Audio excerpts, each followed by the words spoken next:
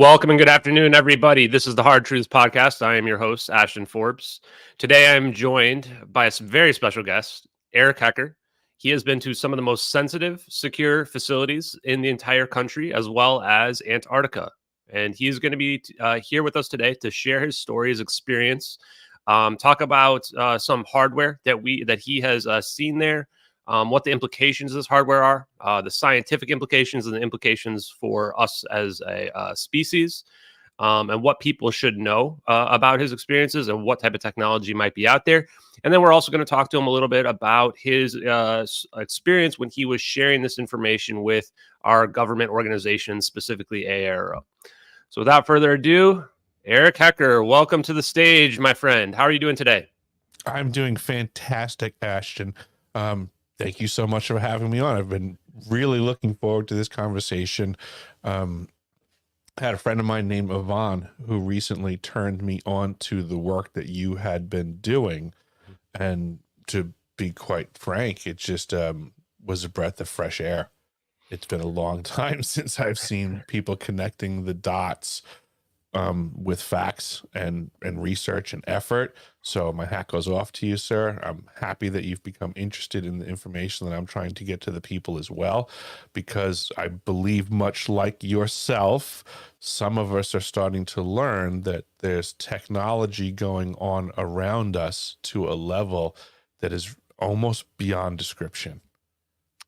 Yeah, and I'm glad you brought that up because that's what I've just independently concluded. This is why I wanted to talk to you so much, is that, I saw your story probably almost a year ago before I dug into any of this. And I thought, wow, that's incredible if that's all true. And it took me going through my own experience of what kind of technology we might be out there to realize, wow, this guy's like me. He's just had an incredible experience digging through what kind of technology we have that we're capable of out there, and that this information needs to be out there to the public. So as we get started, I guess the first question I want to ask you is: there's been a lot of drama going around in the UFO community here today, last few days. So when you were down in Antarctica, did you see any blue aliens or any Nordics or anything like that, or is your experience more on the non-esoteric angle? It would absolutely be from the non-esoteric angle, from my from my direct experience, right? But I have joked around like that in reality down at the South Pole. I mean, I have suggested that it would be like an air traffic control center for, on and off world activities of higher level technologies. And yes, people often wonder about aliens and the such.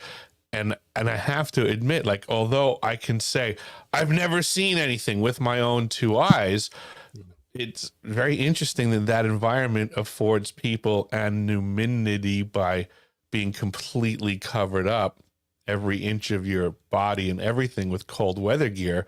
So it does make me laugh and give pause to, I mean, there could have been something just covered with gear.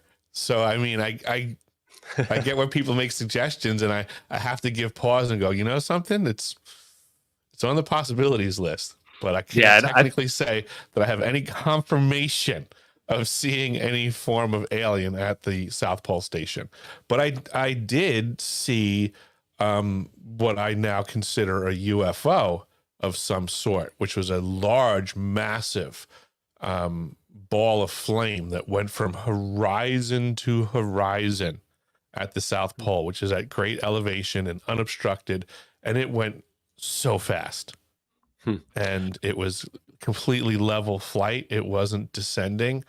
And to me, I now understand that to be a controlled flight path versus just a meteor event of some sort. So I will go so far as to say, as I did see one UFO at the South Pole Station during my winter stay. Wow. Yeah, and I think that I'm just making a joke there because I don't think we have the luxury of, discounting other people's experiences when we're disclosing stuff that is already pretty incredible. And I think both of us are kind of doing that. We have to keep an open mind, in my opinion, out there. So I hope nobody takes offense to that. I absolutely think that there can be aliens out there. I haven't personally seen any, but we are going to be delving into a little bit of the implications of that with this technology and this discussion here today. So let's get right on into it. How did you end up in Antarctica? How I think I've read the stories that you were with Raytheon out there. How did you get to the situation where you ended up being part of that and getting out there with Raytheon? What can you tell us about how that all played out? Wow, that's that's actually really um, interesting and important question, but rather complex one to answer. I gather through looking at my life's history that it was a very complex and yet convoluted path that got me somehow to the South Pole Station in Antarctica for a year. Um, I had a brief encounter with the submarine service in 1994. I didn't get to the South Pole until 2010. I've met all kinds of peculiar people from my youth until South Pole Station, and I firmly believe that there was a lot of assistance in getting me into that program, if that makes any sense at all. I mean, Hmm. I it makes me think of there was I bastardize and steal phrases from people all the time and never give appropriate credit. But somebody once said that I've only gotten as far as I have because I've been able to stand upon the shoulders of the people that have supported, that whole thing. Um, Hmm. I feel as much as there are a lot of rogue factions and agencies out there that are up to no good, that there's somehow factions that are up to good. And just like those other more nefarious cells can put folks to activity, that I think there's good guys out there that are putting guys like me where they need to be at the right time to see things. Yeah, I do wonder Just is about what that as it just is well. what it is at this point. In terms of like there might be factions that want this information out there, that want the technology out there, maybe other ones that don't want it out there.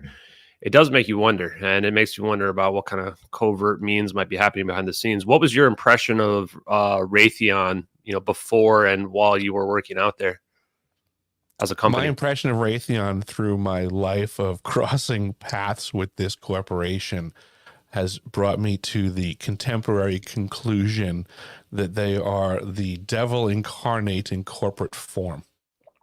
They don't seem to be one of the noblest companies on the planet doing the best for all humankind. Got it.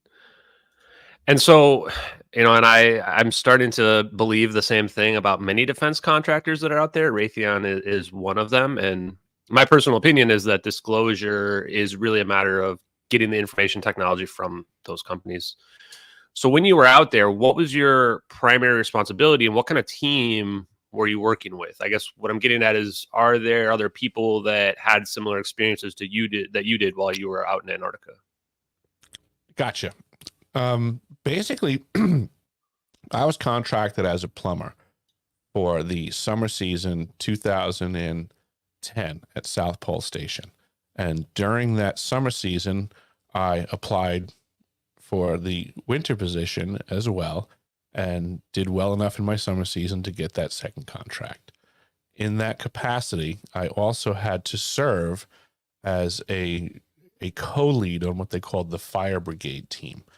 So basically, we used to joke around and say that the day-to-day life at the South Pole Station was just absolute boredom, but broken up by moments of sheer terror. And it Yeah. was the sheer terror parts that were the most fun and make the best stories.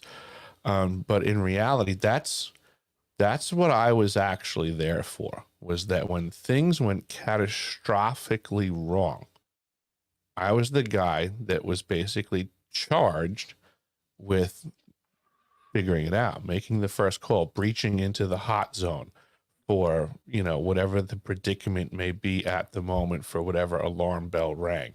But that was my job, so people like to give me a lot of grief for being some sort of, lowly plumber slash firefighter at this facility.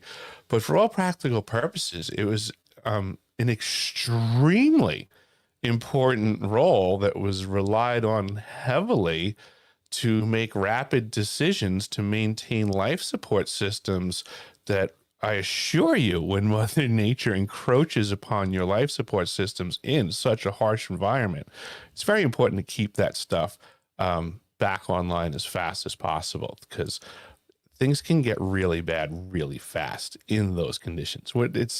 It's the South Pole Station in Antarctica, folks. This was not, it wasn't a party. Yeah. And also, I mean, I think people should realize two things. First is that it's not the people at the top that know necessarily all the comings and goings of what's happening at these bases. Usually you're going to find it's the people like Eric who have a key to every single door in the facility because they need it for maintenance, for example. And some people are probably wondering, why do you have fire peat fires in the coldest, one of the coldest places on Earth? Well, we're going to get to that in a little bit as well. There are legitimate reasons, but also in terms of just being a plumber, I think you're going to tell us as well that it doesn't just mean that you only work on pipes. Is that you have to make sure these devices are not on when you're going and you're making maintenance and repairs. And I mean, the pipes exploding in a very cold place when you have water running through them is absolutely a real thing that occurs. So we're going to dig into some of that here. I urge people not to try to discredit people just because of what their role was, as opposed to the information that they're presenting forward. Now on that same front, then, what was your team? How big was the team of people that was with you, working with you, that you had that, and did you guys talk a lot about the stuff that was going on down there? For my winter season, which would have been through 2011, we had 49 members of the winter over crew, and that was it. We became intimately familiar with each other, what we were interested in. It was, kind of, we were cut off from the world. We had no outside creature comforts. We didn't have internet 24 hours a day. We had short opportunities with limited access. So our world was the South Pole Station. And we had responsibilities and obligations to each other to keep that place up and running.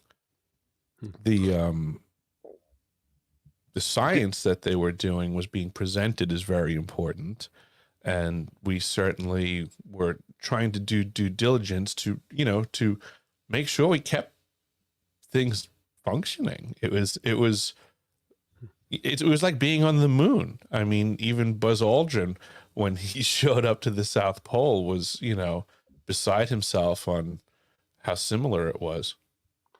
So let's talk a little bit about the hardware that was down there. I want to give people the idea of, what were the kind of systems that were down there. Can you give us a rundown of, I think it's 3 primary systems that were dealt with, or what? You go ahead and I'll let you. Absolutely. Yep. Yeah. So the major system that I'm bringing to everybody's attention is the IceCube Neutrino detector, which they're presenting as its primary function is to search for neutrinos. And it does do that. But it also has the ability to transmit, which now, puts it in a whole other venue of what it can potentially do. And I'm just trying to point out to people that these are directed energy weapons platforms. So the IceCube Neutrino detector, having the capacity to transmit, makes it the world's largest phased array transmitter currently. Now, a lot of folks don't realize, I had mentioned to you earlier, that the device is slated to be increased by 10-fold on its size. This is extreme stuff. This is, people need to pay attention to what these technologies can do potentially, and then start to inquire as to whether or not those activities are going on. I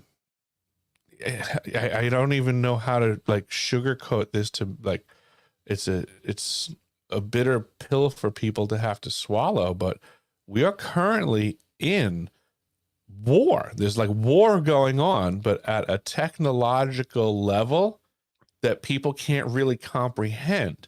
So there is an activity of war going on with weapons, but we no longer can identify the contemporary walking wounded because we're not familiar with the weaponry being used or the wounds that occur from the technology applied. So there's walking wounded around all of us right now in this ongoing battle, but the wounds are different than what we're familiar with. It's not bullet holes like of old. It's So Havana syndrome symptom lists items. It's mental degradation. It's the ability to apply fatigue to a population. now, how did you find out, or how did you come to determine that these systems could transmit, or at least that the ice cube neutrino detector could transmit? Was this I was deduction? directed to find information that was already publicly available information, and it basically comes out of the University of Wisconsin's like owners and operators manual for the ice cube neutrino array. So it's just like having, the owner's manual for a Chevy truck. It's one of the pages in the owner's manual, but this happens to be the owner's manual for the ice cube neutrino array. States that each of the DOMs has the ability to transmit at up to 2,047 volts. And there's the DOMs right there. So Yeah. So there's there's a what? lot to consider, like you had stated, about the structure of these DOMs and how, we've all been utilizing the phenomena of electricity, but it doesn't mean that we really wholly understood what it is that we're doing with this phenomena. But there's other things to be considered when you start applying the structure of sacred geometry to this phenomena that we don't wholly understand. There's certainly room for other things to be realized or utilized or whatever you want to call it. We have to open our minds to the fact that there's more going on around us than the science we've been told to trust as of late. Yeah, and these devices, when I look at these, they just look really weird, really suspicious. The fact that there's, I think, what is it, 5,160 or something like Yes, that sir. of these things, Correct. and each one has 2,000 volts. And it happens to look like I did an interview last week with Tom Montauk about scalar physics. And in his presentation, he has a spherical capacitor that looks just like what this looks like. And he says that that is the type of device that could basically negate the electric field or make a uniform electric field within it that can produce these types of scalar effects, which to me lends credit to your argument that this can be used as a type of transmitter of energy. And so I guess what I'd like for you to repeat there, or to say in your own words, is, what would you like the world to know specifically about this device and what you found down there? Like, what does the world need to wrap their head around in order to catch up with what's going on in these military project, or third party defense contractor projects and facilities? I guess to answer that in this regard, for this device specifically, this device is responsible for earthquakes that hit Christchurch, New Zealand in February of 2011. So this is the reality of some of the new directed energy weapons platforms that exist contemporarily in the hands of many factions, is that they can manifest earthquakes, and it's not really that hard to do. How It's did you find out that, or like, did somebody tell I you found that? that out firsthand from my crew that we were involved with that. So rumors were circulating around in the crew there while you were out on assignment that, hey, this earthquake No, just happened. it wasn't like that at all. Actually, it Mm, was many years after being at the South Pole Station. There were multiple members from my crew that were starting to talk about medical issues that they were having. mm. And it was in those conversations that a lot of folks decided to put all of their cards on the table.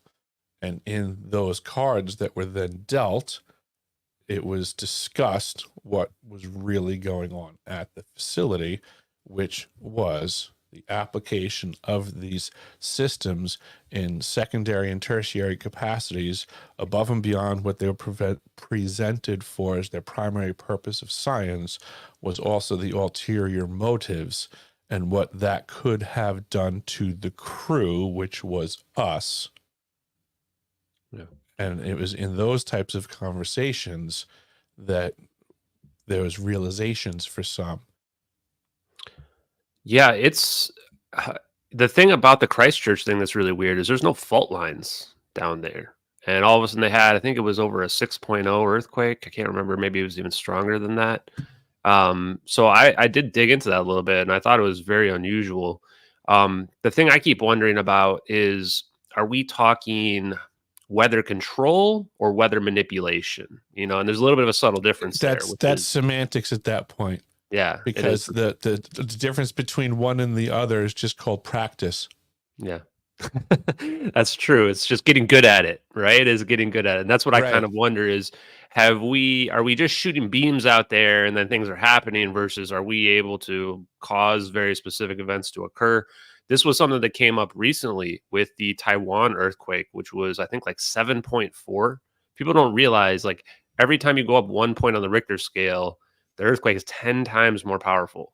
So that is a Mhm. huge earthquake. What did you think about that? Did that earthquake, was that seem suspicious to you at all when you saw that one recently? I mean, ever since my eyes have been open to what is possible, I guess I function from a very biased position of pretty much questioning every earthquake now. Mm.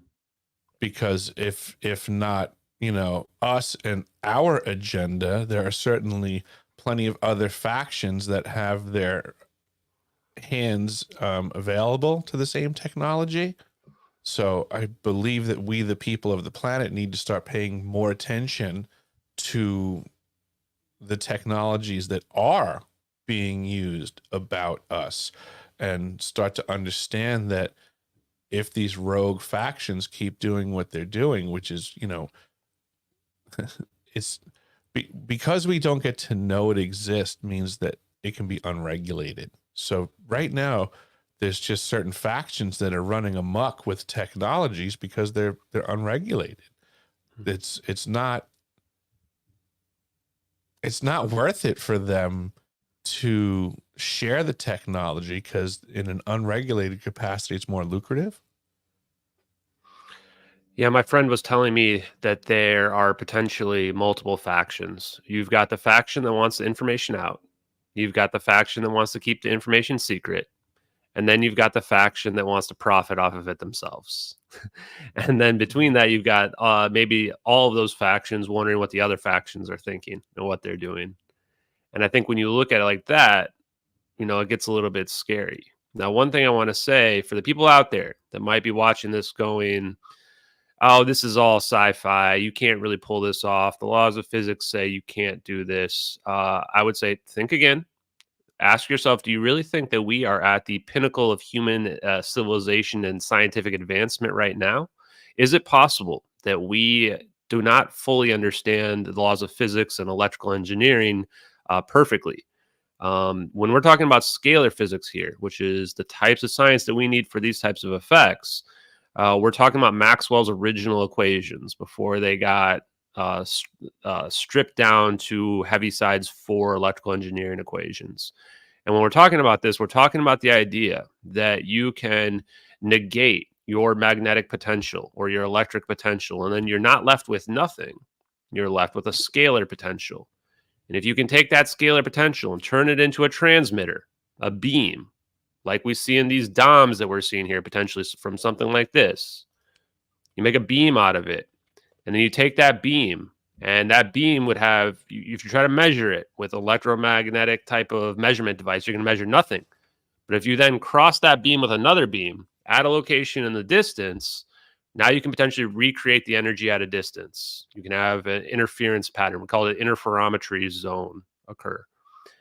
And then the next question for Eric Hecker here is, I want to know his opinion, because when I think about that, and that being the capability for inducing an earthquake, or even stuff like stuff like Havana syndrome and other types of electrical magnetic effects, you know, why do you think Antarctica would be a good location for this, Eric? Or have you thought about, why they would have one of these devices down in Antarctica? Again, back to the primary purpose being the neutrino detection and the DOMs being embedded in the ice. So just the optical activity of the neutrino detection, I mean, it is that does function. So it helps when the primary mission is easily supportable. But I think there's other things to consider for the arrangement of the DOMs in the ice. The conversation that you had with Tom Montauk the other day, you guys were discussing ice, and I had made a mention in the comments that it behaves like a dielectric. So now when you really I mean, it's big brained, but it's not big brained because these are still basic electrical principles. So it's like, we have these, spherical DOMs embedded in the ice that can now transmit at up to, such and such volts. But now the ice itself is a dielectric. So now is this in and of itself becoming this like directionally optimized capacitor of some sort? Which, it's we don't have a vocabulary for a lot of this stuff right now. That's what's going on is problematic, is that, when you say, well, what can this device do? What if I just simply said, we don't currently have words for that? Well, some of the other thoughts that I was just thinking as well, a lot of these quantum macroscopic effects that we are seeing with advanced high technology require very cold temperatures, including classic superconductivity. Also, just cooling things down, especially when we're dealing with huge amounts of energy things might heat up. But the other thought is just the location. Like, if you are trying to shoot a beam somewhere, what's a better location than the top or the bottom of the planet? It seems like a pretty good spot, especially if you're going to create a cross beam somewhere else. But I think you mentioned in our pre-call the fact that when we looked at it, it's really deep into the ice. Is there potential, some type of directional capability that, why is it buried down into the ice as opposed to being flat on the surface, do you think, in terms of this three-dimensional shape? I think that has everything to do with now, for the first time ever, applying a third dimension, and albeit a substantial third dimension, to what would previously have been just your standard HARP antenna array, which has length and width. So this one having the third dimension applied and giving it all of that depth is just, again, a testimony to how much more profoundly powerful a phased array transmitter this is than anything previous to it. And you said they're going to make it 10 times bigger than this? Yes, sir.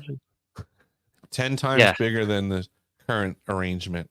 Do you know what the official narrative is on why they need to make it 10 times bigger all of a sudden? No, I'm really curious as to what that spiel is. Yes. Why? Yes. I'm big into, paying attention to, what is the return on investment? I come from a blue collar world of slinging tools, and, I always look at things with a different angle. I don't believe that you can whip people into being master craftsmen.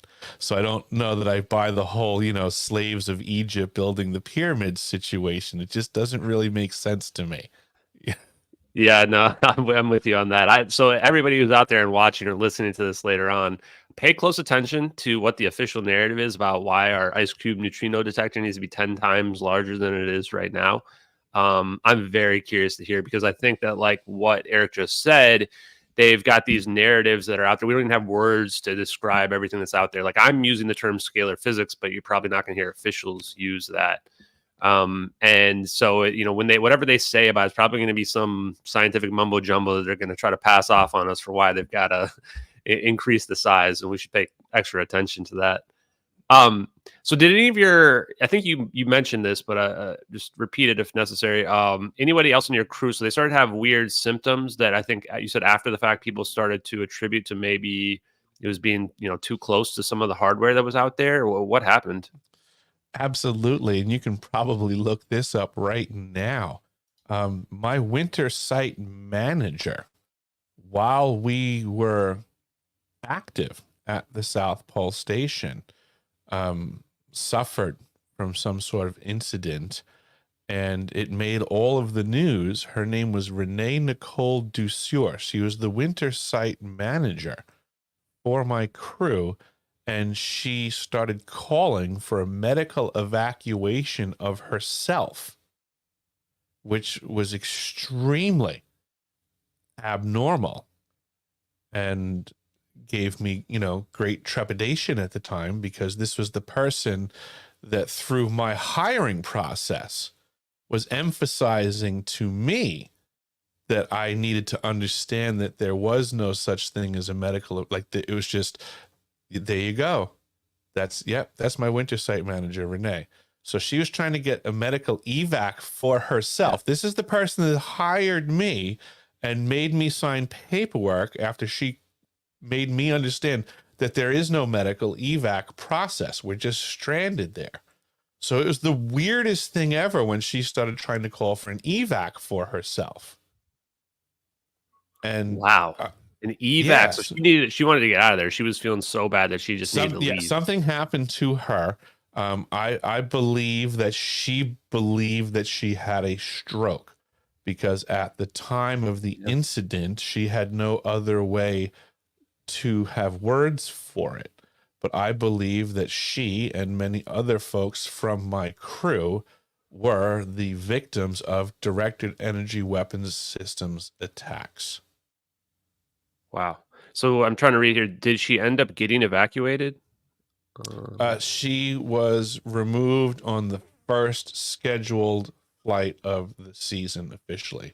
It was not any privilege given for her circumstance. Wow. So they didn't speed it up. But so that's scary because this Havana syndrome, it's been back in the news again. It came out, I think, a few years after that. And they've been claiming that it's they being either the three-letter agencies and the media, which I don't really trust either of them, claiming that, oh, it's some type of microwave weapon, which I guess it could be. It's just a matter of what the wavelength is that we're talking about. But the thing that's scary about scalar weapons is that this stuff goes right through solid matter. You can have those beams go straight through solid matter. It doesn't matter if you've got concrete in the way, it's going to go straight through it. And then you can reproduce that energy at a distance. And who knows what that does to the human body.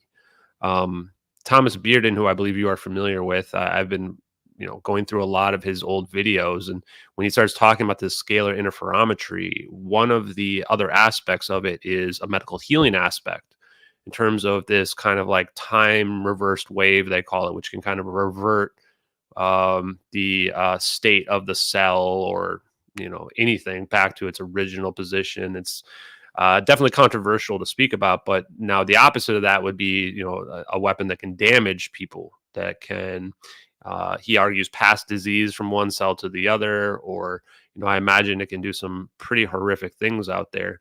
So are you then of the opinion that a lot of this Havana syndrome stuff is coming from directed energy weapons like this, the stuff that people have been reporting in the military and the embassies, et cetera? Absolutely.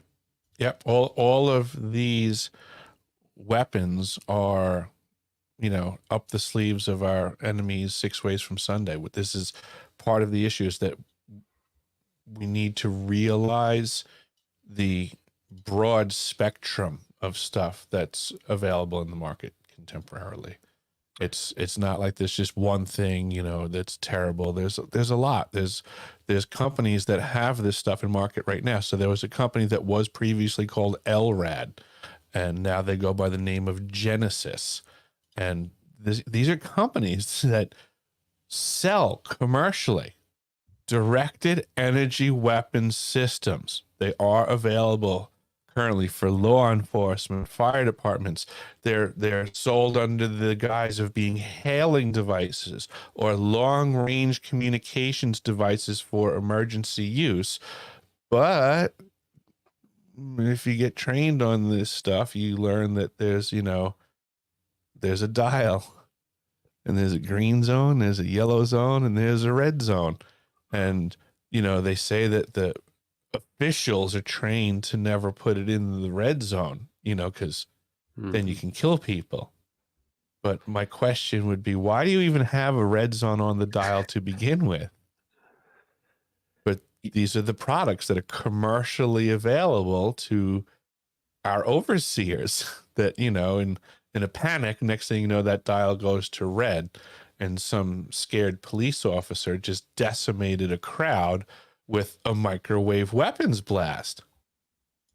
But these are the technologies that exist today, the trainings that are available for local law enforcement if they want to use a backpack deployable variant of this technology also exists.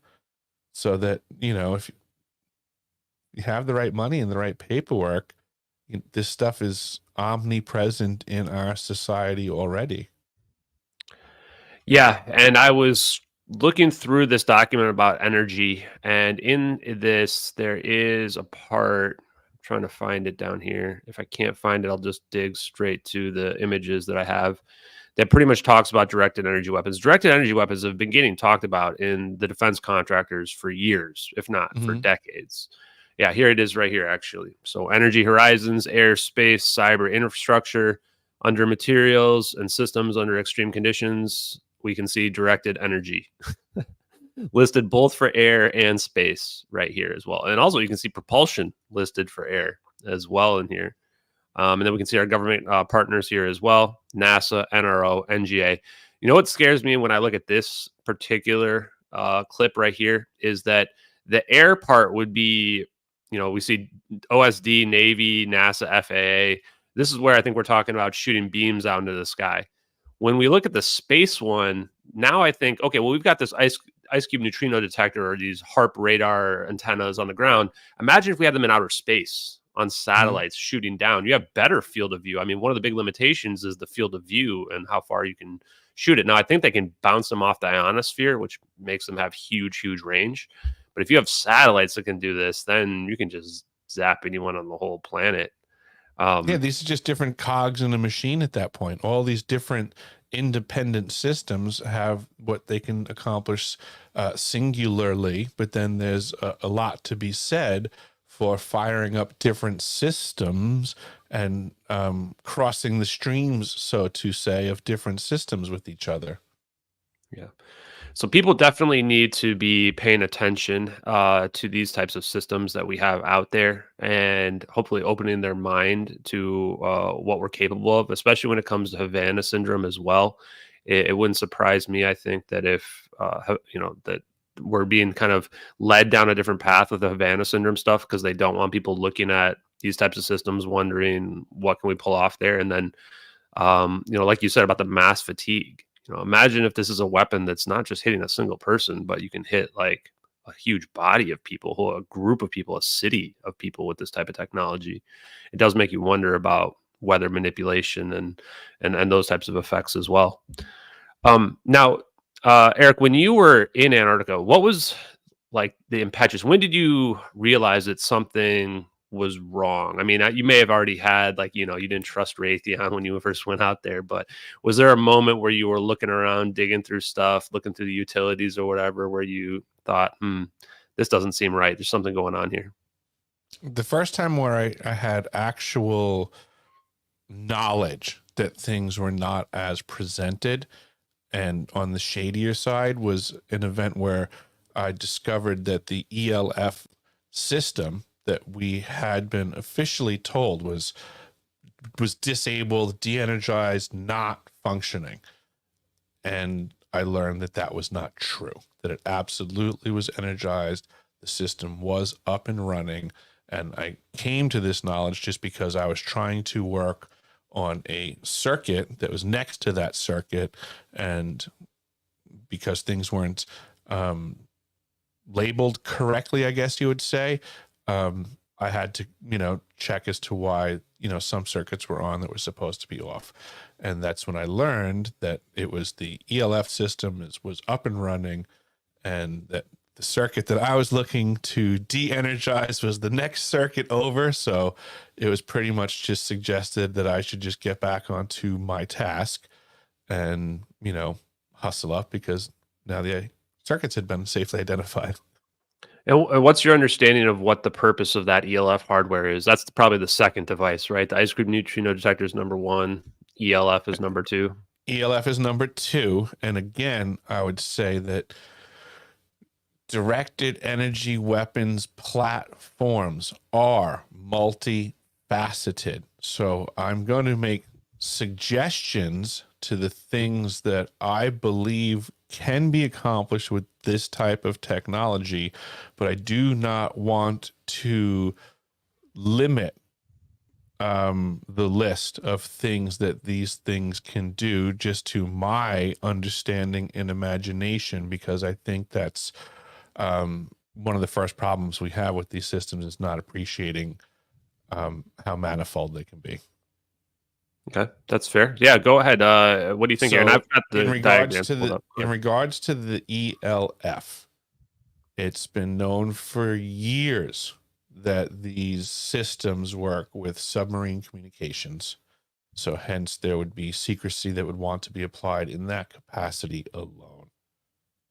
And then we get into the spectrum of the directed energy weapons side of it, and we can go from weather modification to earthquake manipulation to full-blown insertion of thought into mind, like a mind control consideration. These are all things that we have to lay at the feet of these massive transmitters that are operating on frequencies and doing things that, you know, they're secret for a reason. But if we start to investigate what the paperwork says is possible, well, then that's what should be giving us pause when people do the research and see that, you know, well, these are the frequencies that they suggest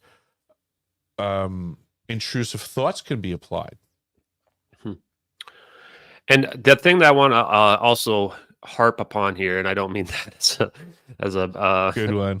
as a double entendre, but the thing with that I think people need to understand about radar and detection systems that you've said many times as well is that it's not simply a passive device that is listening. These the same technology that we use with radar is what can be used to create a phase conjugate of effect, where you now have your waves cancel each other out and you create this scalar potential, which seems like you can imagine like an invisible beam of potential energy, and then you can rebuild that energy at a distance. So when you think of it that way, radar is very easily converted into a weapon. And that's where I personally think a lot of this technology goes back to. And this is where I think my investigation and Eric's investigation into what happened in Antarctica have this crossover, is that we're just missing a very important aspect of physics that we have thrown out. And once you bring it back in, it gets really scary, because then you start talking about a lot of crazy stuff being possible, you know, stuff that I think that, you know, most people would discount. And it's so it's actually so easy to consider. I mean, one of the things that Tesla was getting at way back when was that here we are, we're all actively functioning in the Hertzian wavelength band. That's the section of the phenomena of electricity that we're utilizing. That's not the limit of anything. Like when you say scalar or longitudinal waves, that is still just yet another chapter in the book of electrical frequency. There's a lot more frequencies out there that we don't even bring into the conversation, but it's almost limitless when we look at the cosmos. Like Tesla says, you know, frequency and vibration. There's a lot more than just simple Hertzian wavelength activity. Yeah, I think Tesla was right personally, and I want to talk about with you about that in a little bit here. Real quick question before we move on from the ELF, though, is I found this diagram on Antarctica's ELF website, or some university's website here. Do you know any? Are you familiar with any of these other locations? It's got South Pole listed here, but it's also got McMurdo and Palmer. Are these also stations? Have you heard of any of these by any chance? Absolutely. Yep. So I've been to McMurdo and to South Pole. I have not been to Palmer, but those are the three facilities that are operating as the United States Antarctic Program under the National Science Foundation. It's those three facilities that are considered the American aspect. So, do you think they all have ELF antenna and transmitters on them?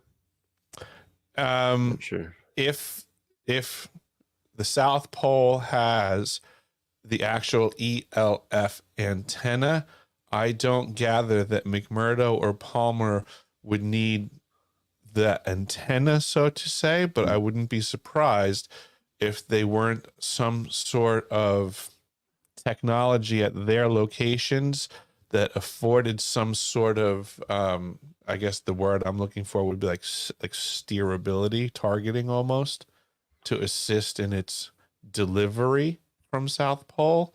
That by having, as you can see on the map, those two other facilities, that if the South Pole was to fire through them, I believe that there would be something utilized through the other two facilities to help in directing it to where it's supposed to go.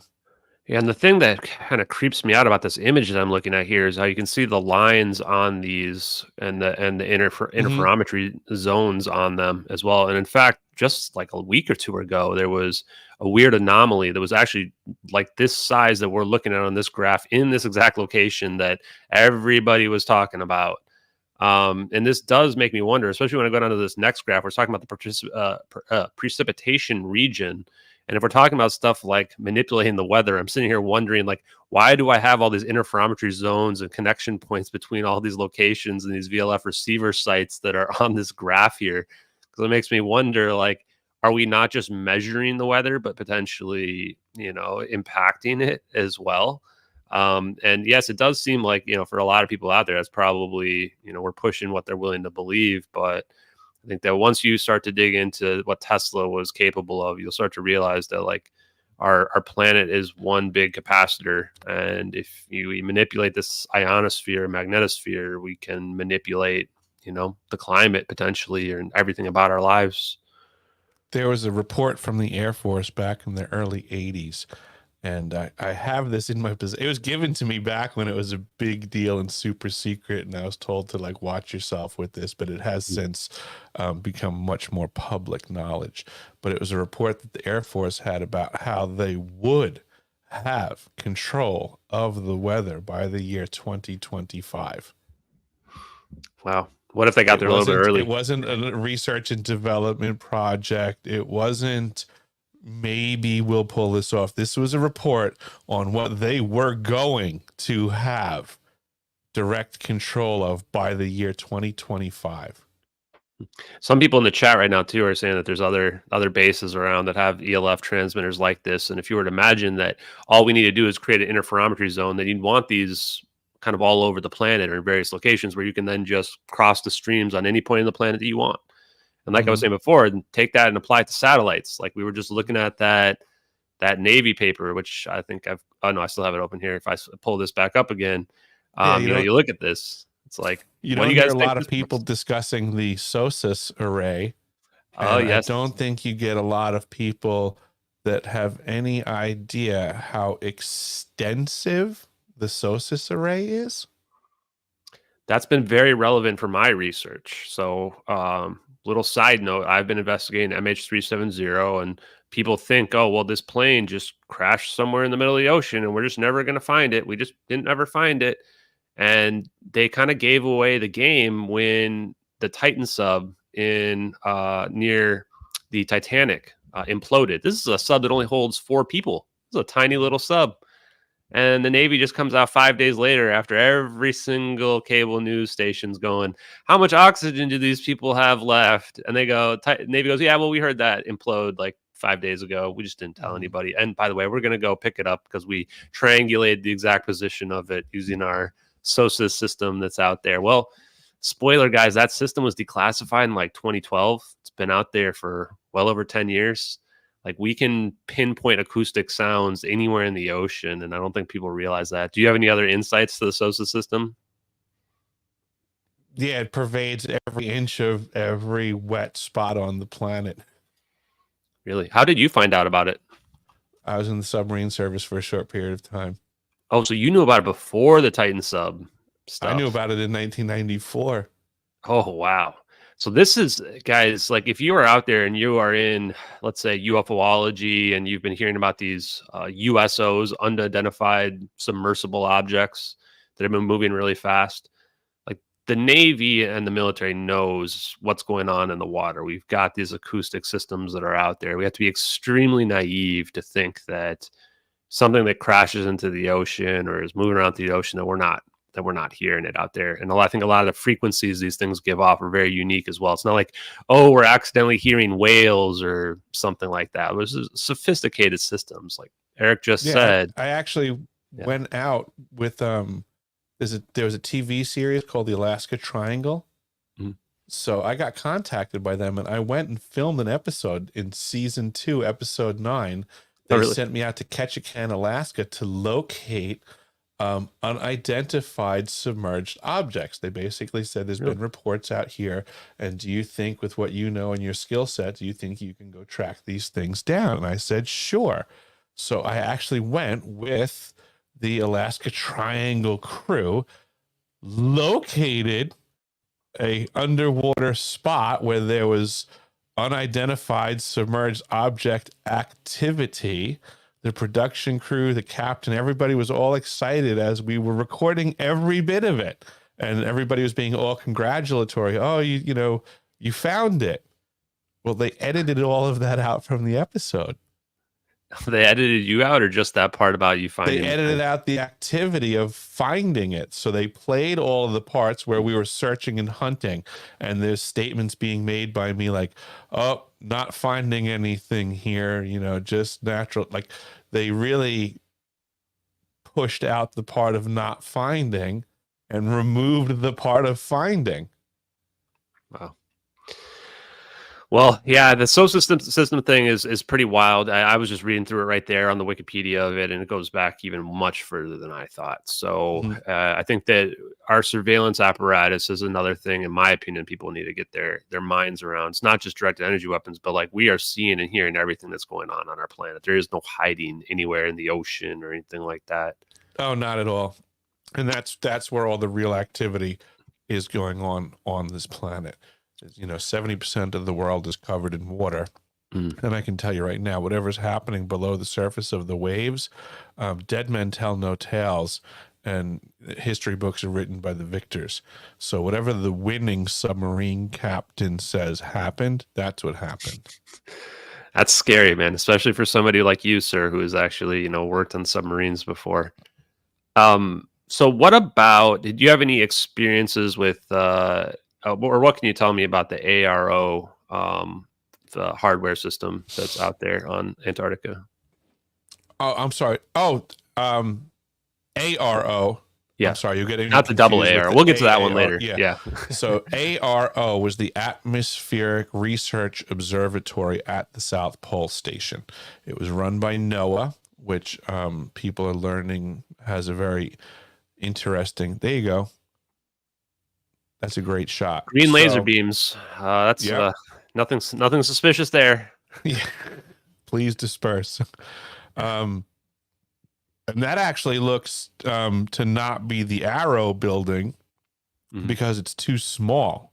So that appears to be some other facility. What is this article calling that? It says the Space Agency's research station in Antarctica doesn't. So that's a different facility with a Concordia. Oh, Concordia, yeah. Concordia Station. So is that a separate area in the same South Pole Station that is area? a completely different facility than the one that I was at. So now we're just seeing, you know, more of this freaky green laser activity. The research that I have done has made me understand that these lasers, especially green ones, take a ridiculous amount of energy. to fire for fractions of a second. But I can tell you that with my own eyes, I observed the unit firing from the AARO building at South Pole for many minutes on end. Sorry, I was Oh, muted. I think I read yesterday that they fire for like every hour, every 30 minutes for like 5 minutes straight or something. Does that sound right to you? And what do you think that they're... I've never heard a frequency on it. It was from my perspective when I was there, it was made out like it was some sort of, random thing that they did sometimes. And sometimes I would see it, sometimes I didn't. But there were certainly plenty of times that I would not be looking in that direction, and it could have been firing every 15 minutes for all I know. Yeah, I know. All I know is I see green laser beams. I'm going outside and painting my roof blue. I'm just to be safe. This actually says in this article that is emitted for for 60 seconds every 5 minutes during the wintertime, which is pretty bizarre. It says what it's used is to measure the likes of temperature, cloud formations, and aerosol particles, which seems pretty mundane to me. Do you have any other thoughts about what other uses there might be for something like this? Yeah, I mean, I believe that all of these systems can provide for the benign primary purpose they're presented. That's the cover story. Cool. But then we have to, as human beings, apply discernment and look at what else these systems can also do, and then question whether people would be doing that. So, in regards to what else can this system do besides weather observations and atmospheric considerations, we have to look at what the technology of chemical lasers are and some options for very long range laser like communications. These are, technologies that are on the table for being discussed as something we might be able to do in the future. But I think enough precedent has been set that we, the people of this planet, are learning that for the most part, by this time that something gets to market, for them to bill us for a product that we've already invested in decades ago for the research and development for these technologies to be used for war for a few decades first, before we, the people, are then tolerated the benefit of the technological advancement of our investment, is just a sad state of where we are, but it's observable. So these are just, again, new technologies that we are becoming privy to after decades of use by the military industrial complex to kill people. Now they're just like, well, all right, well, we're done killing people with these technologies, but boy, we're about to profit. This is profit season now. Yeah, and for the people that don't believe, just take a look at this report that I've pulled up here directly from the Air Force. I mean, they're taking it seriously. So this is the part where it seems like a lot of that information is just out there for people. And that's the part that's scary. So one of the things I've heard you say about maybe the green laser beams or maybe all of it combined is the idea of faster than light communication. Do you believe that that's one of the capabilities of potentially the Antarctica facility or other ones? Absolutely. And I do have scientific paperwork in the archive section on my website, which supports the plausibility of such technologies, that when we get into phased array transmitters constructed similarly to the unit, the ice cube neutrino detecting unit at the South Pole, I mean, this is how they would do it. This is what we're looking for. This is the science. Oh, you got to trust the science. Well, trust me, this is the science of quantum entangled, faster than light communications. There are folks out there before me, before you, that have let us know that there is an off-world fleet. I mean, what are we going to do? This is just the cards that we've been dealt. If you're going to have vessels leaving this planet and going at great distances to accomplish whatever it is you're putting them to task to do, you're going to need to have a communication system to keep in touch with them. and the South Pole Station has that capacity. Yeah, and I think that this is something that I talked with Professor Simon Howell. He's got a YouTube channel you guys can check out. And he has a contact that worked with, I think it's like the European SETI. And SETI is the organization that's trying to look for signals out there. They basically told him we've received signals, but not just have we received signals, but that we have fashion-like communication and we've been covering it up. And before Mhm. people discount that, I would say go look up Gunter Nimitz. I went and looked him up, and he has a very specific scientific experiment that he set up with prisms, where he was able to show that when the light, he reflects the light off of one prism and then goes to the next prism, and the distance here is traversed instantaneously. The moment that the light laser beam exits the one prism, it enters the next prism instantly. He was supposed to do a presentation in like 2005, 2006, just didn't show up. This seems like a repeat thing. And then 2019, some students or maybe they're I don't know if they're physics students, but they were at a competition, and I think it was in Germany, and they proved the experiment worked, and they've gone and redone the experiment to actually detect if it's moving faster than the speed of light, the communication, and they measured it at like 24 attoseconds, which is some minuscule number out there. So I would urge people not to just discount these claims just on the basis of not believing it to be possible. Any Yeah, comments or anything on that? there's so many things that we haven't. I mean, our brains haven't even imagined what's possible, and we're still limiting ourselves to a definition that's ludicrous. Like, similar to what you were just saying, they now have gemstones, for lack of a better term, that can be, cut so that the surfaces are arranged in a particular fashion, and then they can rotate these gems at a high rate of speed so that when they inject light into one of the cut surfaces, that now, because of the rotation of the gem and its surfaces, now that gem will actually bounce the light around inside and contain it. And this is a whole other new direction of science, because now if you can put this light into this gemstone and contain it, there's conversations are on, have you just created a whole new world? Is this a new dimension? What's going on in there? But Yeah, these are I think I read about those considerations. experiments. I mean, it's talking about holding photons into superposition using specific lattice structures is usually what they talk about. When we talk about crystals, we're talking about like the crystalline structure of the atoms being set up in a very specific way, organized way, which can allow some of those. It's very similar to the idea of a metamaterial. And then we get into peculiar rules and regulations of physics, where now we start talking about things being, superimposed in every direction, which means that what we're looking at is all possibility at once. It's like, wait, what do we even talk like this? It starts to get really profound and fast, because then people start talking about creator and creation, and what do these things mean? you know What is it? um Oh, sorry. Someone in the chat pointed out piezoelectrics as well, which you talked yeah. about the pyramids. People have argued that the pyramid might have been a piezoelectric type of power plant.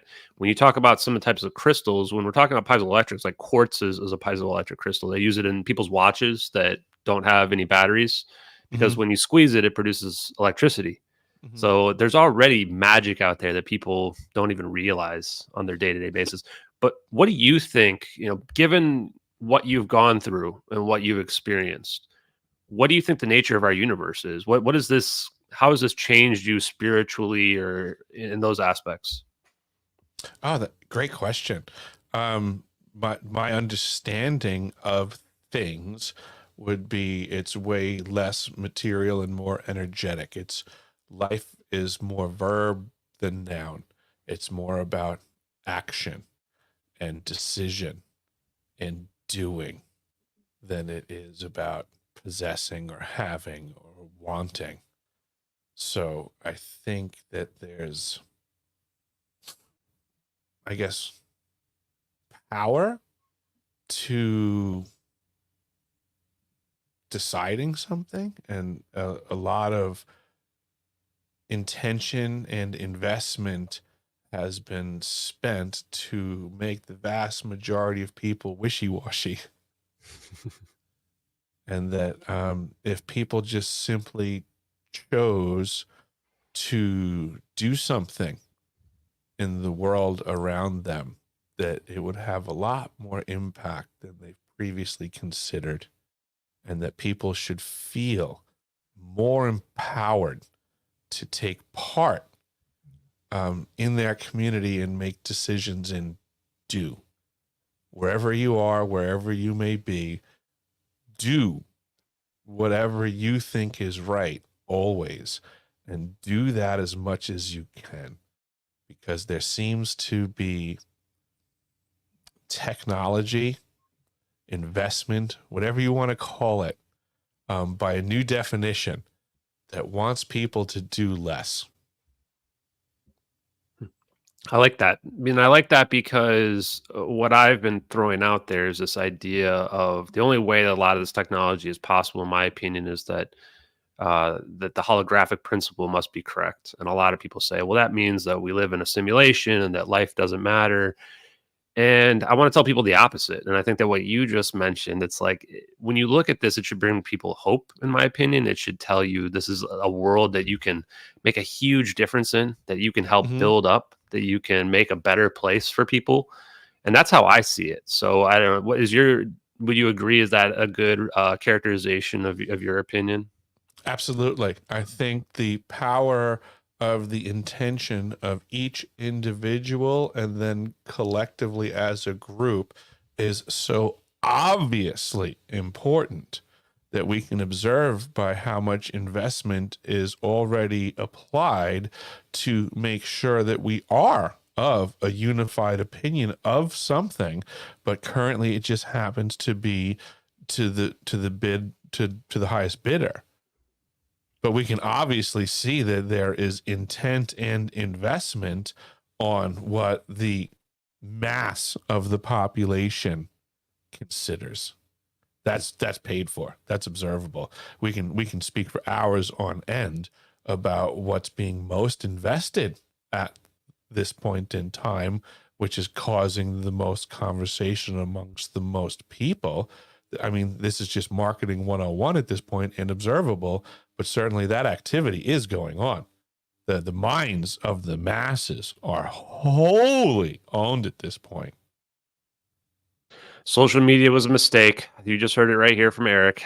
They've taken control of our minds. That's probably the only thing more powerful than a directed energy weapon or a neutrino, quote unquote, Also detector. provable by science, Yeah, also because there's provable. there's an easy experiment that we can apply right now, right? If I'm wrong, right? If all of you are not addicted to your technology, the only thing you have to do to prove me wrong is simply walk away from it right now. Sorry, I didn't hear that. I And was then too you'll busy. be right. I was too busy tweeting. My fault. Yeah. Yeah. Yeah. I mean, they had the plank challenge back in the day, right? 30 seconds of planking increased to a minute to 5 minutes. I challenge people to do that with their technology. If you're not addicted, it should just simply be easy. How long can you spend away from your phone? How long can you exit your house and go somewhere without it? And I think that's a great challenge for everybody who's out there is watching. Not right now, just to make sure you still watch this interview, but after this Right. interview, maybe go for a walk, just get outside, get away from the computer for a little bit. I think that would do all of us some good. Now, going back to Antarctica real quick, and then I want to talk to you about just broader suppression and stuff like that. Did you have any, let's say, scary experiences while you're out there? What was the scariest experience that you potentially had, being part of the fire brigade, if you want to call it that, or stuff that's out there? Yeah, go ahead. There absolutely were moments of sheer terror, in between the benign, mundane, routine stuff. One story in particular was we had alarms go off, which was common.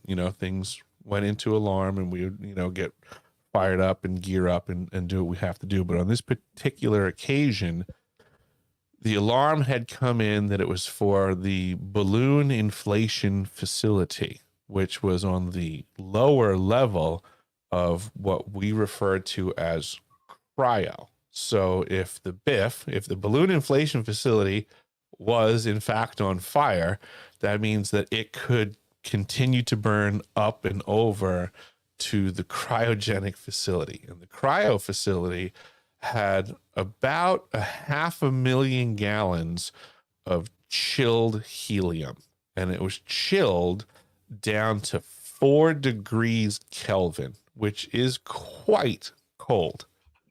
And it was our understanding in the training that we got for all the different facilities and the dangers as first responders was that any leak on the cryo system is catastrophic, that it would go from basically contained and functioning to a leak that would then go to like a catastrophic, like a Blevy situation, because the expansion rate of helium at that temperature to the atmosphere is about 450 to 1. So it would have been a discharge of phenomenal proportions. And on this particular event, we were alarming that this building was on fire. So myself and my co-lead went to our lockers in due form, and because we would have to exit the building in winter conditions at the South Pole, when we had this type of circumstance, we would start dressing the other person so that all of their gear was in the right spots for the temperature and not breaking hoses and stuff. We were going full SCBA, like full bunker gear fire response for these types of events. So we That's had to pretty do things in scary. a way that kept the gear from breaking. Yeah. And it was stuff that we learned from trial and error. So we would always just make sure we would set the other person up correctly. So in the process of gearing each other up, we have our LMR radios, which are just, like you've seen the police and fire department use with the lapel mics. And we were listening to Team 1, who is our first responders when an alarm or an event occurs. And what they basically do is when myself and my team starts running to the lockers to gear up with the bunker gear and SCBAs, this team 1, just goes straight to the site of the alarm to gather intel and confirm whether or not the alarm is legitimate. So in this circumstance, we were getting geared up, listening to the radio chatter for Team 1 arriving on scene, and then letting us know that it was in fact a fully employed fire coming out of the balloon inflation facility, and that they were waving off because they did their job. So then my co-lead and I were to respond to what was now called in as a confirmed active fire at the balloon inflation facility. And there we were, geared up with fire extinguishers over our shoulders, because we didn't have fire trucks. We were the fire trucks, and we had our extinguishers, and we were walking towards that building. And it was extremely dark. It was moonlit. It was backlit that night. And I remember I was terrified because I kept thinking that I'm about to see this building just explode. I'm going to watch it go round for like a fraction of a second. I'm going to get to see this building swell out. And then that wall is just going to come across the ice and hit me in the face at Mach 12. And I thought that we were walking to our death. The split second they confirmed it on the radio, she and I, we just stopped communicating. We just went through the motions. Everything just went nonverbal. We grabbed our stuff. We walked in the direction that we were obliged to walk. And yeah, I didn't think we were going to make it. But long story short, we got to the facility. There was a hot air furnace that had an issue, and there was smoke pouring out of that, and we extinguished that situation. Everything was hunky-dory, and it was just terrifying for the time being. Yeah, and for people that don't respect how scary that is, there's been several videos of like chemical plant explosions that have been on the internet over the last 10 years, and they are some of the biggest explosions I've ever seen. Like, people see them from a distance. One, I remember specifically, a guy is in Texas with his daughter in the car, and they see this plant exploding like in the distance, and they don't realize how huge the explosion is going to be, and it ends up blowing over the whole car, potentially blowing out their eardrums. And like that's how just like in one moment you see this tiny explosion. Next thing you know, the whole screen is just yellow and Mm-hmm. orange and red. And that's why you can imagine from Eric's perspective walking towards that going, yeah, there's a fire and it's next to 500,000 pounds of helium-4, which I want to ask about here in a second. How you could think that, I mean, if that blows up, it's going to happen. It's going to be over instantaneously. All you, like you said, all you're going to see is something coming at you, and then that's it. Extremely scary. So I think you're definitely brave to do that job out there for sure. Now, why do you think that they had, I think you said in our pre-call, there was like 450,000 pounds of helium-4 out there? That seems pretty interesting that they've got all that in It some was tanks actually, it out was there. gallons, Oh, gallons. Okay. 450,000 to 500,000 gallons of it. Yeah, I should And probably use my units of measurement correctly for liquids or yeah, in this right. case, So gas. the known uses of it were for the South Pole telescope, that on the focal plane, which is the sensor array for that device to look into the cosmos. It's not optical like glass.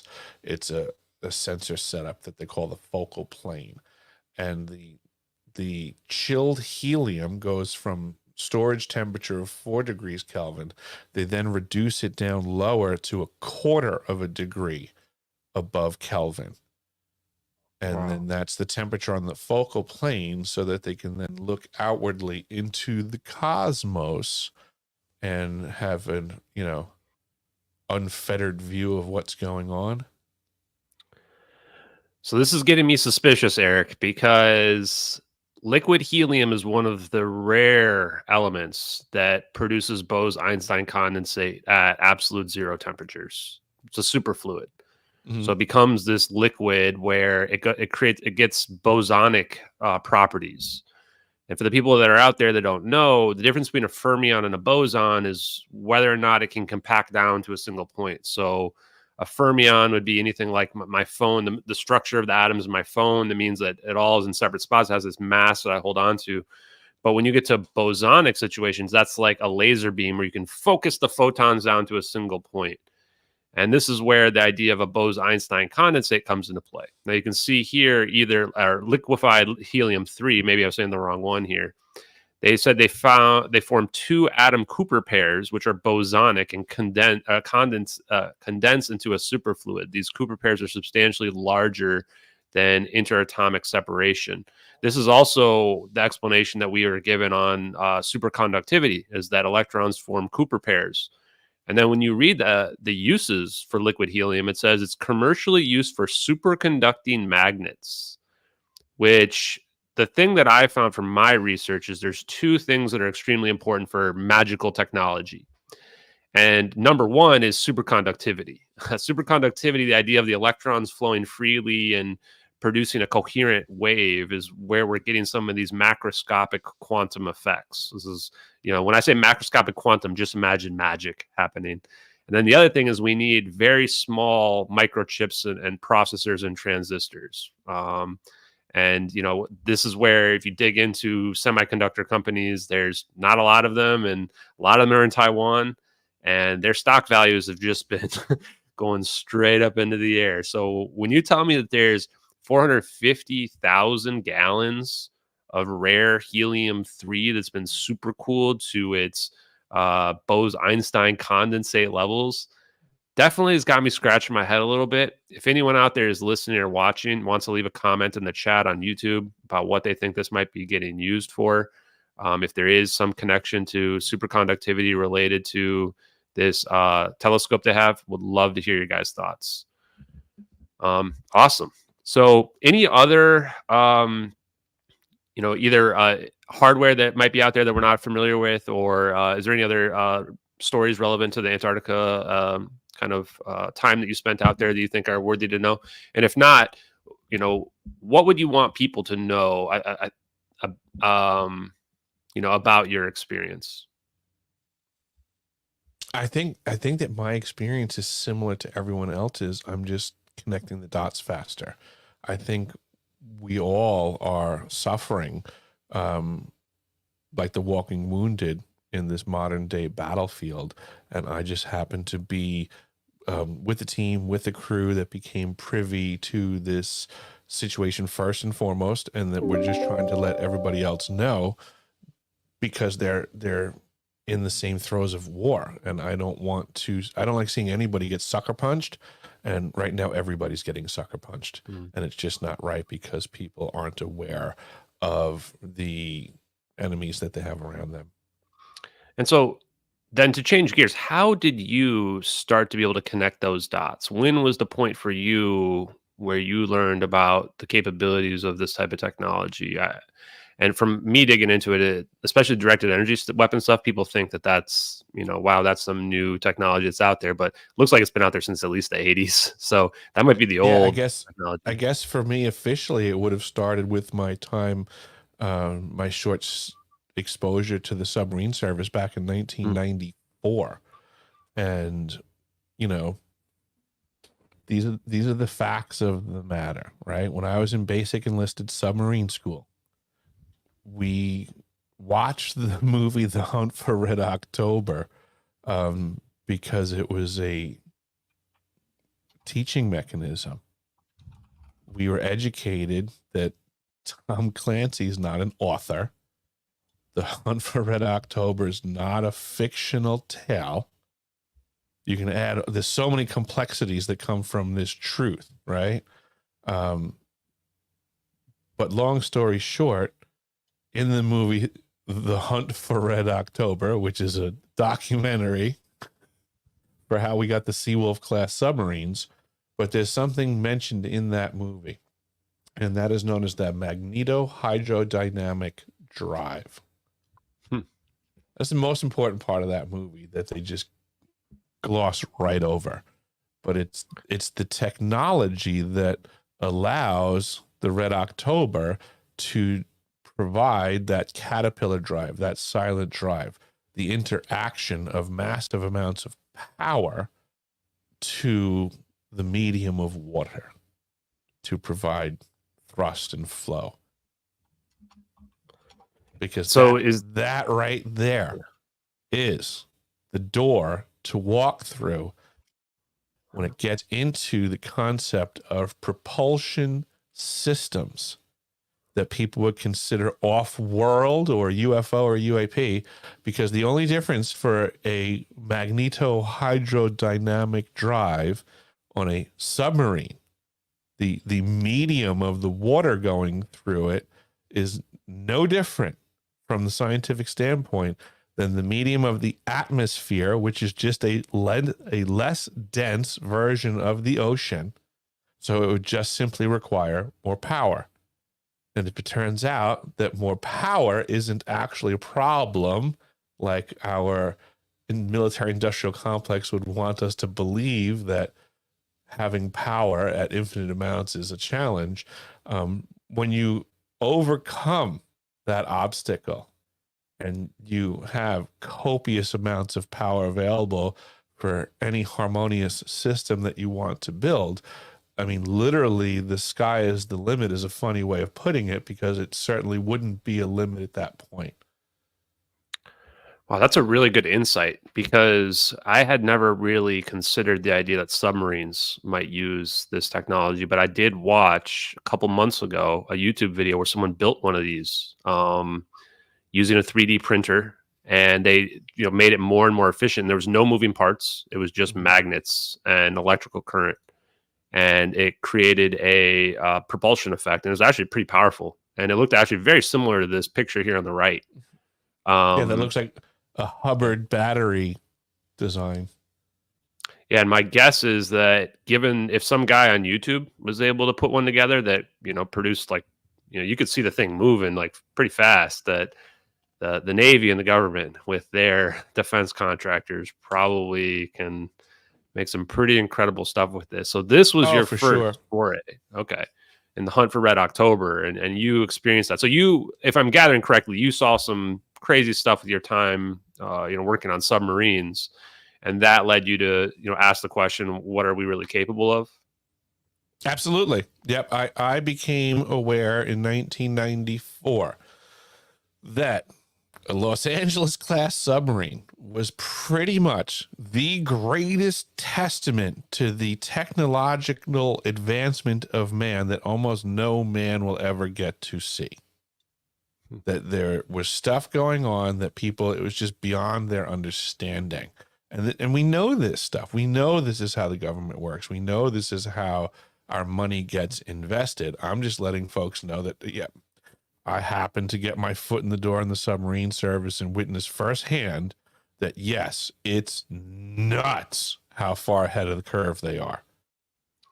That's wild. And I have heard some rumors that some submarines might even use some types of over unity devices because the benefit there is there's no like electromagnetic signals coming out from your submarine. The idea is you want to be quiet in your submarine, right? You don't want anyone to be able to know And you're there. quiet by definition is just not putting out observable frequencies by any definition. So if you can switch your frequency to something that's not being observed, well, there's a win. Yeah.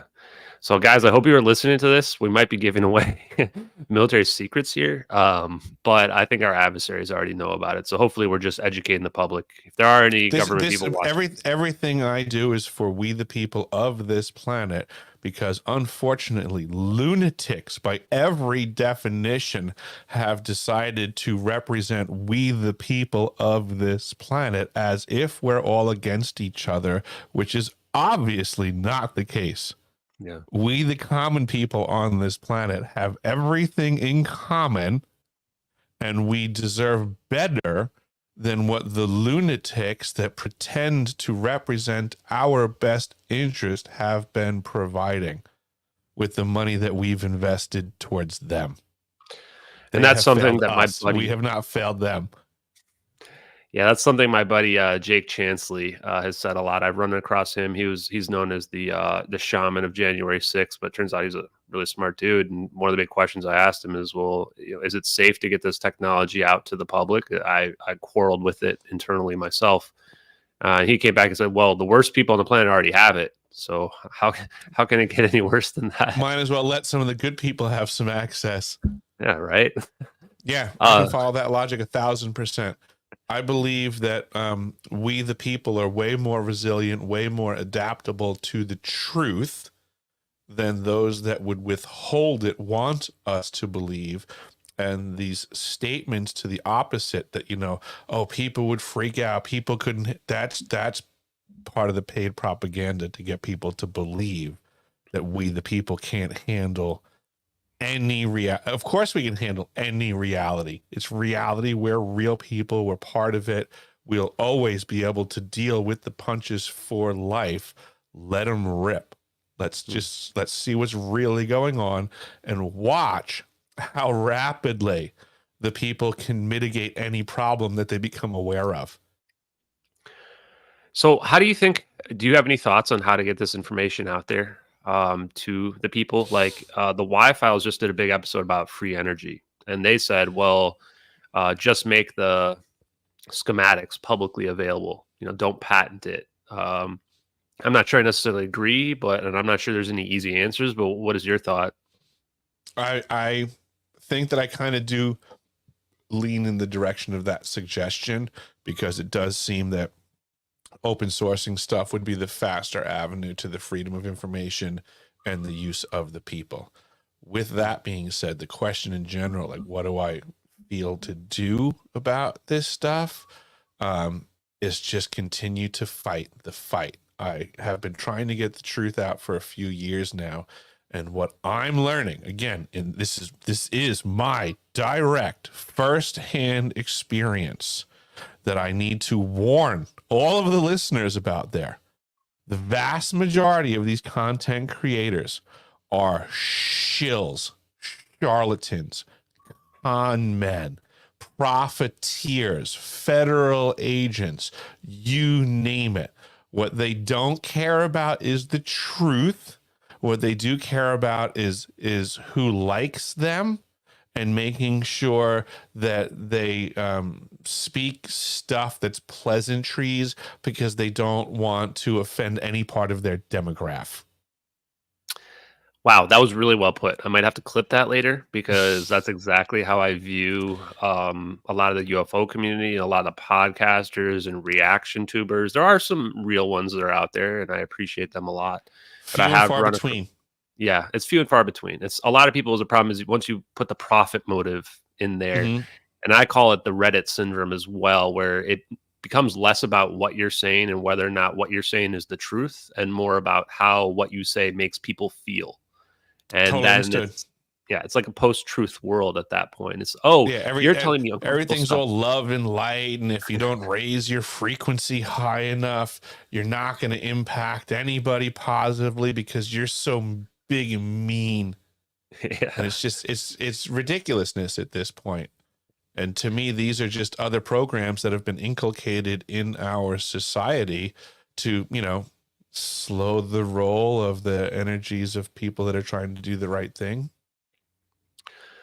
Yeah, so tell me, how do you obviously you're somebody who I think is a proponent of Tesla and his theories out there. I think that anyone who digs into this will very quickly find Tesla and realize this goes back to him and that he probably is one of the smartest people out there. What was your first experience with finding out about Tesla? Oh, geez. Being from Long Island, Tesla to me is a big deal. His Wardenclyffe facility Mhm. was right there on the North Shore of Long Island, and a lot of students of Tesla will tell you that he said that there are certain points on this planet that are better for the study of energy than others. Tesla identified the area on Long Island that he called Wardenclyffe. And apparently nobody's ever disagreed with him on this location because you have the Shoreham Nuclear Power Plant, which is a stone's throw away, and you have Brookhaven National Labs, also a stone's throw away. So apparently the study of energy on the east end of Long Island, right where Tesla said was a good spot to study it, there's just ongoing studies by different factions and different names. So I think there's a lot to be said about where he was coming from and his understanding of, I would say, the harmony of nature around us versus what a lot of people like to call science.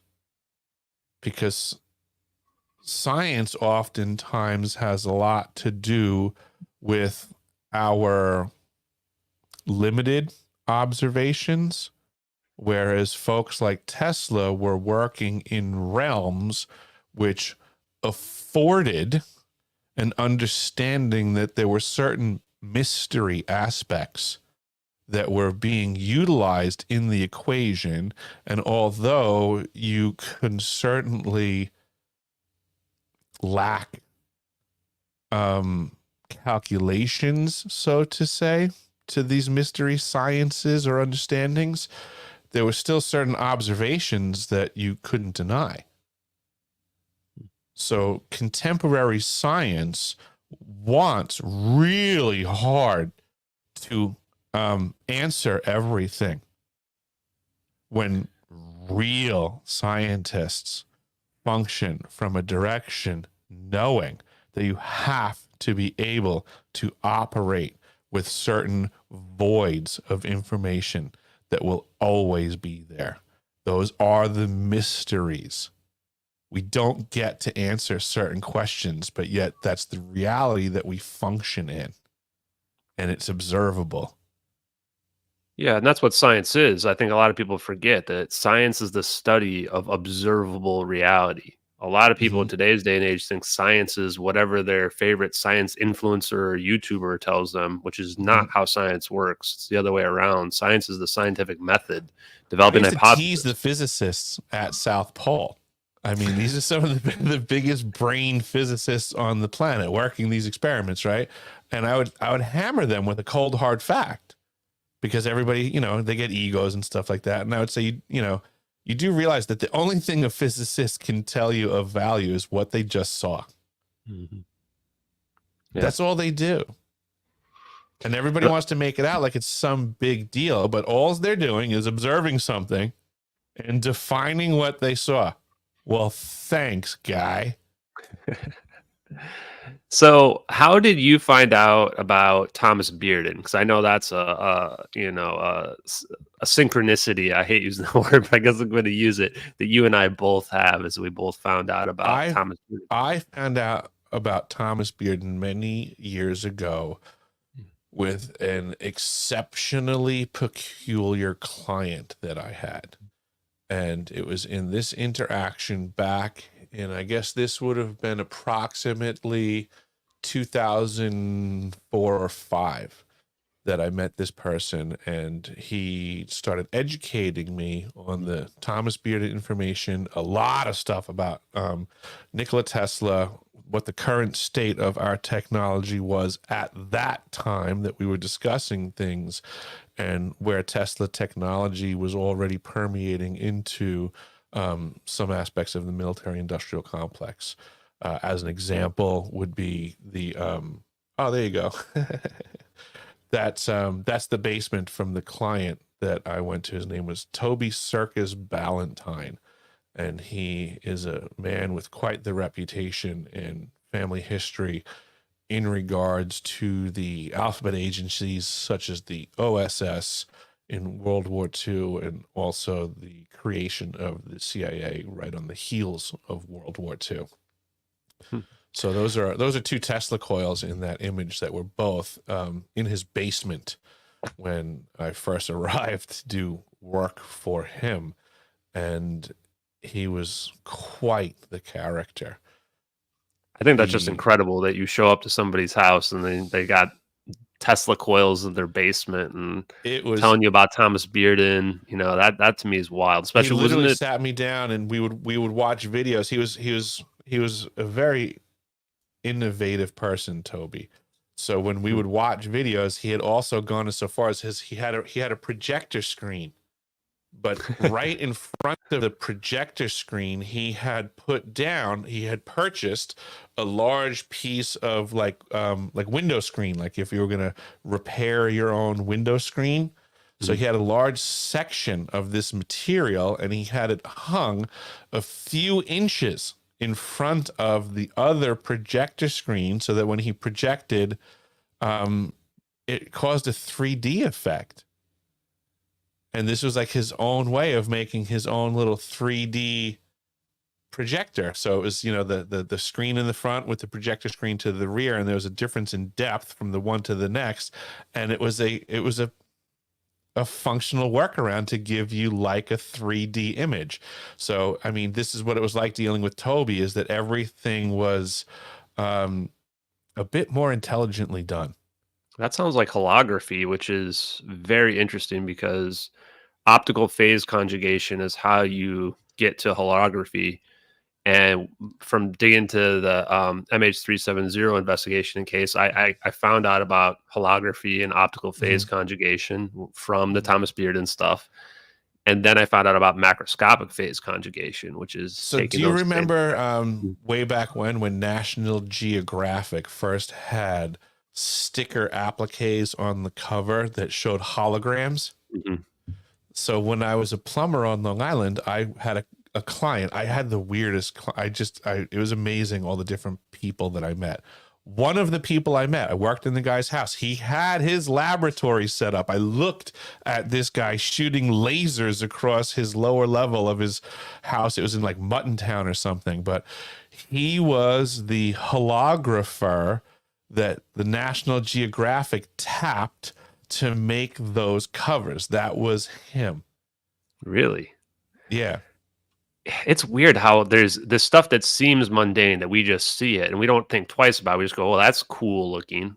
But you never Mhm. think about like how do we actually do that? Why is that a Yep. thing that we can make a hologram like that? I And worked I worked at a laboratory in Syosset on Long Island that at the time they were working with sheets of glass and a liquid crystal in between the panes of glass, and they were trying to make the liquid crystal have letters show up like a computer screen.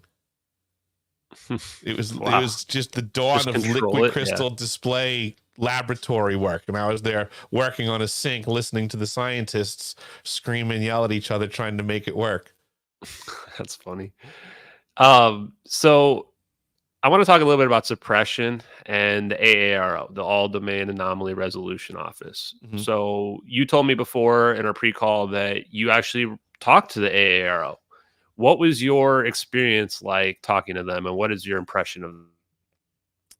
I thought that the gentlemen at AARO were decent folk that got dealt shitty cards. It seemed like they were generally interested in the information that I was putting forth.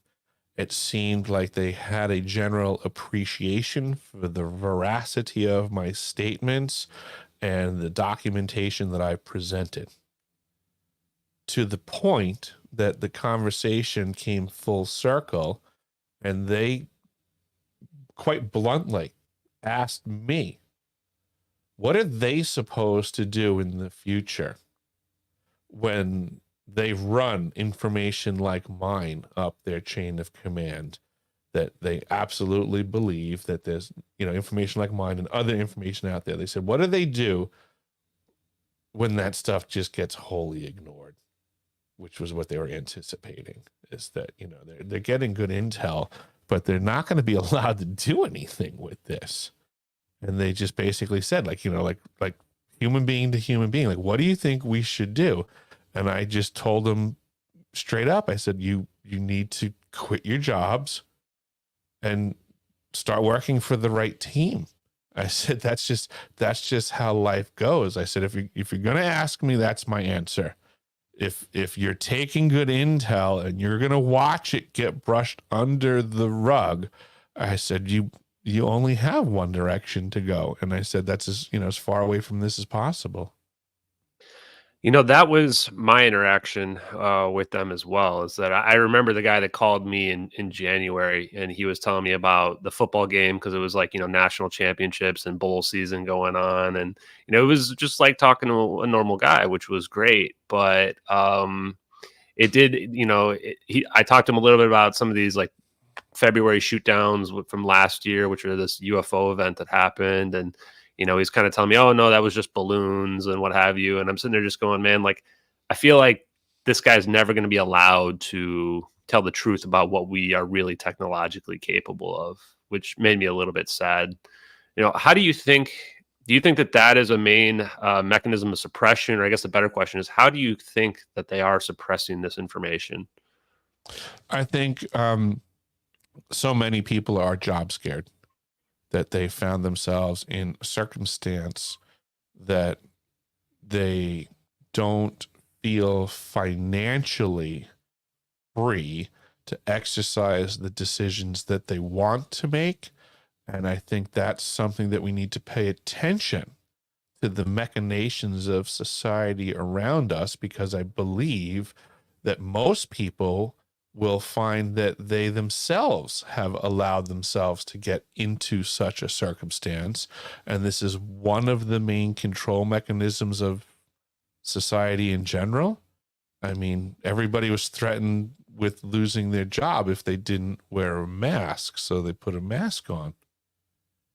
I mean, it was pretty obvious that there was an operation going on,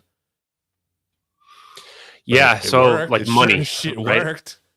Money. That's all it really takes. It takes away somebody's job. You threaten them with their job. Mm-hmm. And I work in healthcare IT. Mm-hmm. I'm no big proponent of wearing masks. I personally think it's silly. I don't believe in miasma theory, and I don't think that a cold virus is going to be stopped by a cloth mask over my face. But I did wear them when I went to the hospital because they made us wear them, and I like having my job, and I didn't want to lose it. So I think that that's an underappreciated aspect of how this is kept quiet. My opinion is that there's not as many people out there that know about this, that what people think, and therefore, a lot of people just do whatever there is going to give them that paycheck, and then they go home. Yep. But what Yeah. about the idea of, do you think a lot of people are under NDAs related to this technology, or what's your thoughts in terms I of think a how lot of people available it have is? I think a lot of people have absolutely found themselves in some sort of non-disclosure situation, which also gets them right back to having their their finances threatened. So it's par for the course nowadays that people will gladly sign an NDA on the front end, having no idea what that means on the back end. And, what that means for we the people is that we're getting bamboozled 6 ways from Sunday, because it's going to take some really bold people to step up against these NDAs. One of the things that was interesting about the work that Greer did recently was that he made folks realize that, if you sign an NDA for an organization that's involved with illegal activity, well, the NDA doesn't mean anything then, because nobody, it doesn't work like that. So I think that's another thing for folks to consider, is that if the stuff that you are covering up is not good stuff, well, then the NDA probably doesn't apply anyhow. I mean, these are people that should just be charged. And one thing I heard, I think it was on a space the other night, is that people were saying, well, if people are doing illegal stuff, who's going to prosecute them anyway? Well, I think a lot of people don't realize that, like, the people who are doing the prosecuting are also under the thumb of everybody else, and they don't want to lose their jobs either. Did you have to sign an NDA with the AARO and your thing with them, or at all? I signed an NDA with AARO for the provision that I would not speak about the location of the facility or the people that were questioning me. Other than that, I am free to discuss any and every other aspect about my meeting with them. Because this, and again, this is where people don't realize, is that, everybody wants to say, oh, this guy's full of crap, because if this was the case, he'd be dead. But you know what? That's just all cowardly crap. And the fact that I'm here doing what I'm doing is actively thumbing my nose at all the people that say that cowardly crap.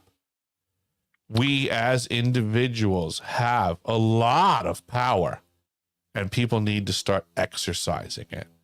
So could I have gotten shot in the back of the head when I entered a skiff for the Senate Intelligence Committee or AARO? Technically, yeah, I could have. But I still had something to do. I still had things that had to be said. So I went, and lo and behold, I'm fine. So all this baloney about, if this guy was legit, if he had something to say, that's part of the program to keep people from talking. I'm here living testimony saying, if you know something that's going on, if what that faction is doing that you're aware of is to a detriment to the vast majority of the people on this planet, if you don't speak up fast and furiously, you are part of the problem, and people will be coming to get you. That's a good point. And that coincides with what AARO told me, presuming that I'm skeptical about everybody I talk to now because I've been scammed and what have you. But the only thing they told me was, they said I can talk about anything related to our conversation. And this was just over a phone call, but that they didn't want me to reveal their names, which makes sense. I mean, they get a lot of hate out there. What was the experience like when you met with AARO? In terms of the experience was they were extremely appreciative of me spending time with them and explaining what my observations and understandings were of what was going on at the South Pole Station. It appears that there are aspects of our own government, whatever you want to call it, our checks and balances system, that have run amok. I mean, I can't argue that. Again, this is all easily observable. But with that being said, it appears that there are concerned aspects of our government that are completely aware of rogue factions and activity that have sprung up through our own systems that are now going on without oversight. And there are people that want to reel this back in, but there is uh, a substantial amount of bureaucracy even to such a noble task. And how secretive was you don't I don't want to know specifics about where the location was, but were there people armed guards outside where you had to go in and meet with them, or was it more unassuming in terms of Oh, so the for the Senate Intelligence Committee, it was right at the Hart Building, so it was a oh, known location. It was their got headquarters, it. and good luck trying to get in there. Yes. But then the other facility, I was gagged on discussing the location, but what I could state Mhm. is that it was just it was a how do I put it? It was a right under your nose location in the middle of civilization. A Yeah, so lot of someplace you would people, never expect would be yeah, a it was, place there where was you no got signage up that said top secret. There was no yeah. barbed wire fence. There was no official guard. You could walk right into this building and out of it. You would have had no idea. And these are the types of facilities that I have oddly enough found myself in through my entire career on Long Island. I was always coming across these weird facilities. So then, when it came down to this AARO testimony, I was there with my roommate who was also stationed at the South Pole with me. She was also coming to give testimony. Um, when we entered the building, I immediately, pretty much as soon as we walked in, we took a few steps and I was like, come here, walk right back outside. Come here. And I clarified to her, I said, you remember all those different facilities that I told you about on Long Island? Mm. I said, watch what's about to happen when we go back in this building. I said, you saw it. I said, we walked in, took two steps in. I said, it looked like a regular building, right? And she goes, yeah. I Yeah. said, watch what's going to happen. And then we proceeded to go through the motions of, go in, go to this elevator bank, hit this button, hit that. And next thing you know, it was like full blown. It was like the start of Get Smart with all the different barricade doors, and this opens and that opens. And now all of a sudden Awesome. there's a massive amount of security personnel and pat downs and questions and wanding. And this person is officially from the Secret Service, and this person is here to check on behalf of this person, and this person needs to check on behalf of, there's all different organizations giving security inspections to represent different departments that have access to the conversation that's about to occur. And it was it was a sight to see. There was a lot going on that day. That's awesome, man. I think that's just a fun anecdote for people to understand because it shows how it's just hiding in plain sight. It's a good Mm-hmm. analogy to the technology as well. As the technology is hiding in plain sight as well. We Mm-hmm. looked today during this conversation at all these websites that are showing technology. Lockheed Martin's websites has a whole section on directed energy weapons that are out Mm-hmm. there. Yep. And people think that it's not possible or it's just magic. And it's not just possible, but it's been in effect for decades. The Mm-hmm. magneto-hydrodynamic motor that's in the submarines that Eric found out about in the 90s, guys. This is a long way out there. And they say, well, why wouldn't they just kill Eric or kill me and the stuff that I'm talking about? Because that's not how it works. Mm-hmm. General Flynn mentioned on a space, he said, well, there's a lot of forensics nowadays. If they kill somebody, there's a lot of evidence left behind. Somebody's got to go do the deed as well. And you got to silence that person. And, maybe they did that more in the 60s and 70s and what have you, and maybe the 80s. But now it's just a matter of disinformation. It's a matter of Here's discrediting another thing people. for folks to consider in the grand scheme of keep hope alive. The other reason I'm not dead, because I'm on the winning team. That's how that works in life too. Yeah. Is that currently there are folks that are scared shitless of what I'm going to do next or who I might divulge the next conversation that occurred. Yeah. Well, a lot of people have a lot to lose, right? That's a reality too that people haven't considered.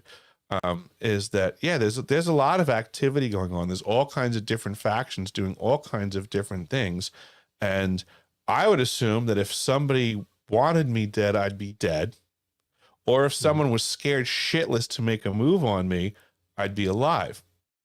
I'm currently alive. Me too, thankfully. So, Eric, I really appreciate the conversation that we've had here today. I find your story, very interesting. I do find that there's a lot of credibility to the stuff that you say. You don't go out there and make a bunch of claims that are unknowable information. You make claims that is science that can be looked into, that can be verified. And I wish that AARO would look into what's going on in Antarctica and with these defense contractors, because I think that they'll find the stuff that you're saying, even some of the opinions that you've made about what's possible with the technology. I think they'll find that it is true as well, and that the public deserves to know that. So, in the last few minutes, I'd like to give you an opportunity to plug anything that you want to plug. I know you've got your website, deciphering.tv, where people can watch a lot of clips, go over your experience, see a lot of the scientific references that you post out there. And then is there anything else that you want to tell the audience or anybody else that might be in your shoes or our shoes, let's say, disclosing information and what advice you would give them? I would appreciate it. Folks can go over to deciphering.tv. That is my website. That's my platform for freedom of speech. So I hope to do what I can to get more information out there, and it'd be appreciated. I'm just trying to help get the truth out there. So more things coming from deciphering.tv in the not too distant future as I try to grow a platform to help others get the truth out there. But with that being said, what can we do now? Something that we can start today together to make a better future for all of us is what I call become unmanageable. Because contemporarily, we as a group of individual consciousnesses have basically become too manageable, and they are managing us to our own detriment. So I would ask everybody in the audience, do whatever you can to become unmanageable. I appreciate the advice, and I think the audience does as well. Eric Hecker, everybody, Antarctica, advanced technology and suppression. Thank you guys very much for joining us here tonight. Also, we got to get you, Eric. We got to get you on X, man. X is the place to be these days. A lot of people in the chat were asking about getting you into a space, interacting with you. I don't know what your opinions are about on Elon, but it seems like it's the least suppressed place out there. I think it can help to grow your knowledge, the knowledge that you're trying to push out there to the world. So thank you, everybody. Appreciate y'all, and have a good evening. Thank you, sir.